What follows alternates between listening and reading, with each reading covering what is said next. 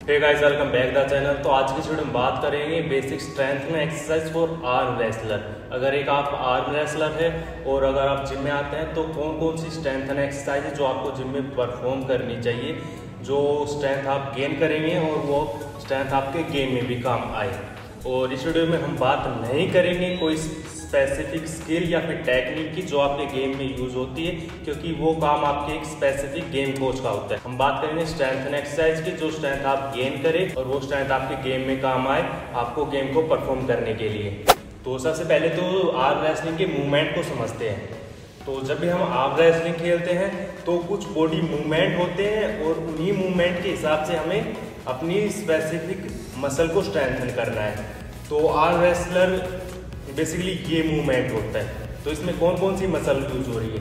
तो पहला मूवमेंट होता है internal rotation off shoulder, okay, muscle की भी बात करेंगे। और दूसरा मूवमेंट होता है एल्बो फ्लेक्शन और थर्ड मूवमेंट होता है रिस्ट फ्लेक्शन। ये जो मूवमेंट है वो हमें स्ट्रेंथन करनी है, यही स्ट्रेंथ आपके गेम में काम आएगी, ओके।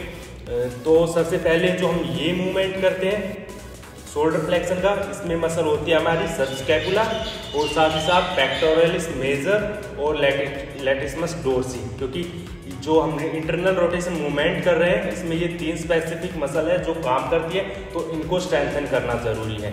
और जो एल्बो पर से जो मूवमेंट हो रही है एल्बो फ्लेक्शन, इसके लिए हमारी बाइसेप ग्रुप को ट्रेन करना जरूरी है। और थर्ड मूवमेंट जो हो रही है रिस्ट फ्लेक्शन, तो हमारे रिस्ट फ्लेक्सर को भी ट्रेन करना जरूरी है। और जिम में मैंने काफ़ी सारे लोगों को देखा है जो जिम में आते हैं आर्म रेसलर को, वो सिर्फ इतना मूवमेंट ट्रेन करते रहते हैं, बाइसेप ट्रेन करते हैं। जब अगर कोई बाइसेप कर्ल कर रहे हैं तो हाफ मूवमेंट हैमर कर्ल कर रहे हैं या फिर कोई ब्रिचर कर्ल कर, तो हाफ मूवमेंट ट्रेन करते हैं। इट्स ओके, करना जरूरी है क्योंकि आपकी गेम की डिमांड है, लेकिन सिर्फ यही करना जरूरी नहीं है। वो किस लिए? अगर हम ये हाफ मूवमेंट करते हैं तो बेसिकली हम अपनी बाइसेप जो ग्रुप है उसको टाइट कर रहे हैं। आपने काफ़ी सारे लोगों को देखा होगा कि उनकी आर्म ऐसे रहती है, पूरा एक्सटेंड नहीं हो पाती। वो इसलिए क्योंकि उनकी बाइसेप जो ग्रुप होता है वो टाइट हो चुका होता है। कुछ लोग कहेंगे कि ये अच्छा है क्योंकि हमारा बाइसेप टाइट है तो हम इतना मूवमेंट कर रहे हैं और इससे ज़्यादा हम एक्सटेंड नहीं कर पा रहे हैं, तो वो हमें गेम में हेल्प करेगा। गेम में हेल्प कर सकता है, लेकिन इसका डिसएडवांटेज ये होता है कि अगर आपका अपोनेंट स्ट्रॉन्ग है आपसे और वो आपको हरा रहा है और आपकी मसल टाइट है तो पूरा एक्सटेंड नहीं हो पा रही आप, तो उसमें मसल टीयर होने के चांसेस ज़्यादा होते हैं। तो आर्म रेसलर है, अच्छी बात है, स्ट्रेंथन है, और साथ साथ आपको फ्लेक्सिबिलिटी भी चाहिए थोड़ी बहुत, not over flexible, normal flexibility. क्योंकि अगर आप फ्लेक्सिबल नहीं होंगे तो आपको इंजर्ड होने के चांसेस ज़्यादा है, और अगर आपका कोई जॉइंट इंजर्ड हो गया तो आपका पूरा गेम बर्बाद हो सकता है और काफ़ी लंबे समय के लिए आपको रेस्ट देना पड़ सकता है। अगर आपका शोल्डर फ्लेक्सिबल नहीं है, शोल्डर स्टेबल नहीं है, तो यहाँ पर इंजर्ड होने के चांसेस ज़्यादा होंगे, और एक बार इंजर्ड हो गया तो आपका पूरा गेम खराब हो जाएगा। तो कौन कौन सी एक्सरसाइज है और किस तरीके से एक्सरसाइज को परफॉर्म करना है? तो सबसे पहले हम बात करते हैं शोल्डर से। तो शोल्डर में हमें बेसिकली अपने इंटरनल रोटेशन में यूज होने वाली मसल को स्ट्रेंथन करना है। इंटरनल रोटेशन में कौन सा? जो हम ये मूवमेंट करते हैं इस तरीके से, सबस्कैपुला, लैटिसिमस डोर्सी और पेक्टोरलिस मेजर यानी कि चेस्ट ग्रुप, ओके। तो इसमें हमें कोई स्पेसिफिक डे चूज नहीं करना है कि हमें इस दिन सिर्फ ये मसल यूज को ट्रेन करना है कि आज मैं चेस्ट भी करूँगा, बैक भी करूँगा, और साथ साथ एल्बो फ्लेक्शन के लिए बाइसेप करूँगा, रिस्ट फ्लेक्शन के लिए फोरआर्म करूँगा।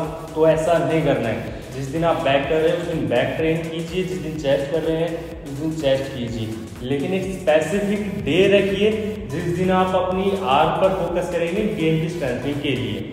जिस दिन चेस्ट कर ली, ओके, अच्छी बात है, अगर चेस्ट कर रहे हैं तो आपका इंटरनल रोटेशन स्ट्रॉन्ग हो रहा है, बैक कर रहे हैं, अच्छी बात है, आपका इंटरनल रोटेशन स्ट्रॉन्ग हो रहा है।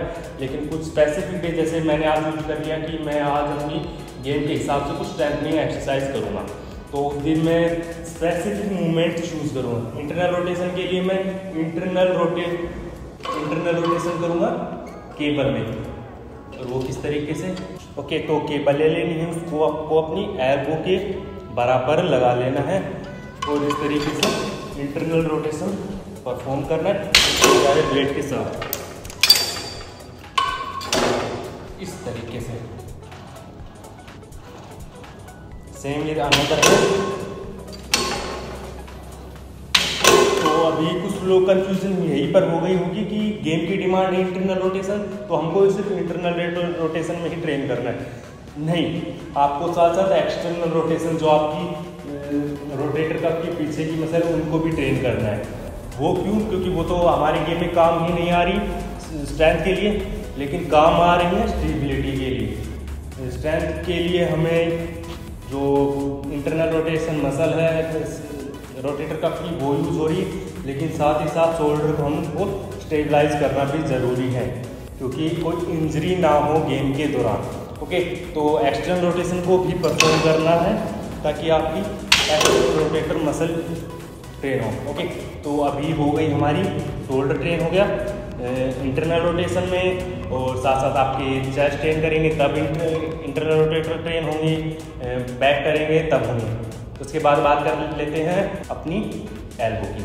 एल्बो के लिए आप बाइसेप कर्ल करेंगे और साथ ही साथ हैमर कर्ल भी करेंगे। स्पेसिफिक ट्रेनिंग की मैं बात करूंगा, लेकिन ये एक्सरसाइज है वो भी आपको करनी है। बाइसेप कर्ल करेंगे और हैमर कर्ल करेंगे, क्योंकि हैमर कर्ल भी इम्पोर्टेंट है, क्योंकि बाइसेप अगर हम आर्म रेसलिंग करते हैं तो इस तरीके से आर्म रेसलिंग नहीं करते, हमारी आर्म ऐसे होती है, तो इस पोजीशन में ट्रेन करना भी ज़रूरी है। इसके लिए हम हैमर कर्ल भी करेंगे। और फोर आर्म के लिए अब बात करते हैं फोर आर्म, क्योंकि फोर आर्म के दौरान आर्म रेसलिंग के दौरान हमारा ये मूवमेंट भी होता है, तो फोर आर्म फ्लेक्सर को भी ट्रेन करना ज़रूरी है। फोर आर्म के लिए आपको कुछ स्पेसिफिक एक्सरसाइज करनी है, और ऐसा नहीं है कि आपको हर दिन जब ट्रेन कर रहे हैं तो कोई नई एक्सरसाइज आज मैंने बाइसेप की एक्सरसाइज बाइसेप के लिए ये एक्सरसाइज की तो नेक्स्ट डे अगली बार मैं ट्रेन करूँगा तो कुछ ये करूँगा। आपको अपना पहले बाइसेप वर्क फिनिश कर लेना है। बाइसेप वर्क के लिए आप कुछ सिलेक्टेड एक्सरसाइज कर लेंगे, बाइसेप कर्ल, हैमर कर्ल या फिर richer curl. Most important richer curl आपको जरूर परफॉर्म करनी है। ओके, अभी बात करें फोर आर्म की। फोर आर्म के लिए आपको एक बेस्ट एक्सरसाइज है, वेट हाथ पर रख के और इस तरीके से बेंच पे अपनी फोरआर्म को लगा के और उसके बाद रिस्ट फ्लेक्शन करना, और साथ ही साथ वेट को पीछे से पकड़ के कर सकते हैं, या फिर बेंच पे बैठ के पैरों के नीचे इस तरीके से कर्ल कर सकते हैं बार को पकड़ के। ओके, ये एक्सरसाइज है फोर आर्म के लिए, फोर आर्म फ्लेक्सर के लिए। तो इनमें से कुछ एक या फिर दो मैक्स एक्सरसाइज आप सिलेक्ट कर सकते हैं, और साथ साथ अपने एक्सटेंसर को भी ट्रेन करना ज़रूरी है। तो हर एक डायरेक्शन में ट्रेन करना ज़रूरी है, ऐसा नहीं कि आपको फ्लेक्सर की ट्रेन करनी है, क्योंकि आपकी रिस्ट को स्ट्रेंथन के साथ साथ स्टेबिलिटी भी चाहिए। तो स्टेबिलिटी के लिए हर एक डायरेक्शन में आपको ट्रेन करना ज़रूरी है। कुछ स्पेसिफिक एक्सरसाइज मैं आपको बताऊँगा, वो आप कर सकते हैं। कोई भी एक बार या फिर आपको कोई कुछ भी मिले उसका यूज कर सकते हैं, नोट ज़्यादा हैवी ना हो। तो इस तरीके से एक साइड से पकड़ के इस तरीके से कर सकते हैं, same with another direction. Okay, अब बात करते हैं कुछ स्पेसिफिक एक्सरसाइजेज की जो आपके गेम में ज़्यादा स्ट्रेंथन करेगी कुछ मूवमेंट को। ये तो आपकी होगी स्पेसिफिक स्ट्रेंथ, सॉरी ये तो होगी आपकी नॉर्मल स्ट्रेंथ। अब बात कुछ स्पेसिफिक स्ट्रेंथ की जो डायरेक्टली इम्पैक्ट करेगी आपको आपके गेम को। ओके, तो सबसे पहली एक्सरसाइज है हैमर कर्ल इन प्रीचर मशीन। ओके, तो ये थोड़ा सा और स्पेसिफिक हो गई, जो हमने स्टार्टिंग में बात की थी हाफ मूवमेंट ट्रेन करना है, तो वही ट्रेन करेंगे और किस तरीके से करेंगे वो भी बात करेंगे। तो अगर हम प्रीचर कर्ल में मोस्ट इंपॉर्टेंट क्योंकि यहाँ पर स्टेबिलिटी है और हमें थोड़ी सी इसको एडजस्ट करना पड़ेगा।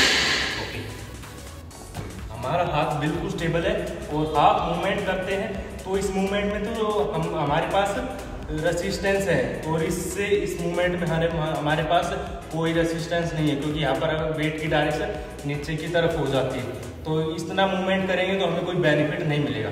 तो वो किस लिए? क्योंकि इसका एंगल देखो कितना ज़्यादा इंक्लाइन है। तो आपको एक ऐसा एंगल रखना है जो फ्लैट हो या फिर थोड़ा सा 90-85 इतना हो। ओके, उसके लिए हम थोड़ा सा इसको इस तरीके से कर लेंगे। ऐसा करने से हमारी जो ह्यूमरस बोन है वो सीधी हो गई, और पूरे रेंज ऑफ मोशन में हमारे पास एक रेसिस्टेंस रहेगा, लोड रहेगा। ये हम बारबेल के साथ भी कर सकते हैं, बॉक्स बार के साथ भी कर सकते हैं, लेकिन मेरी पर्सनल रिकमेंडेशन है कि आप ये डंबल के साथ करें, क्योंकि डंबल से करने पर आपकी स्टेबिलिटी भी बिल्ड होगी। ओके, तो इतना मूवमेंट हो गया। मेरी ह्यूमरस बिल्कुल straight, half movement and then okay. ऐसा किस लिए?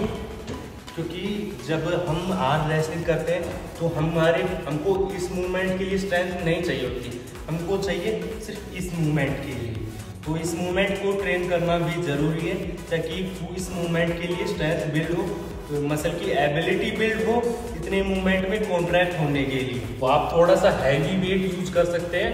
अगर आप बिगिनर हैं तो 10-12 इस रेपिटेशन पर जा सकते हैं। अगर आप थोड़ा सा एडवांस हो जाते हैं, आपकी मसल में इतनी स्ट्रेंथ है, तो आप 4-5 रेपिटेशन पर भी जा सकते हैं।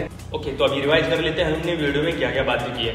तो सबसे पहले आपको अपनी जो स्पेसिफिक ट्रेनिंग है वो कंटिन्यू रखनी है। जिम में आते हैं, बाइसेप करते हैं, कीजिए, चेस्ट करते हैं, कीजिए, चेस्ट आपकी इंटरनल रोटेशन में हेल्प करेगी। बैक करते हैं, कीजिए, एक स्पेसिफिक डे चूज कीजिए, या फिर हफ्ते में 2 मैक्स 3 बार ट्रेन कीजिए अपनी स्पेसिफिक गेम के हिसाब से। उस दिन आप कर सकते हैं इंटरनल रोटेशन ट्रेन करने, एक्सटर्नल रोटेशन ट्रेन करने for stability, internal rotation for strengthening, bicep train करनी है आपको, और हैमर जरूर करनी है।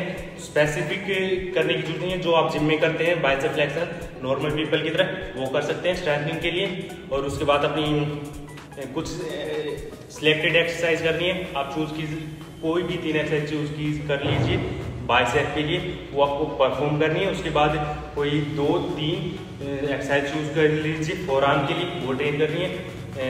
हर एक मूवमेंट में ट्रेन करना है, अल्ना की तरफ, रेडियस की तरफ, फ्लेक्शन, एक्सटेंशन, हर एक मूवमेंट ट्रेन करना है। उसके लिए कोई स्पेसिफिक एक्सरसाइज चूज कर लीजिए, जो मैंने बताया, 2 फ्लेक्शन के लिए, 1 एक्सटेंशन के लिए, 1 अल्ना की तरफ, 1 रेडियस की तरफ, मूवमेंट क्लियर। ओके, और उसके बाद 2 स्पेसिफिक एक्सरसाइज करनी है आपकी गेम के लिए।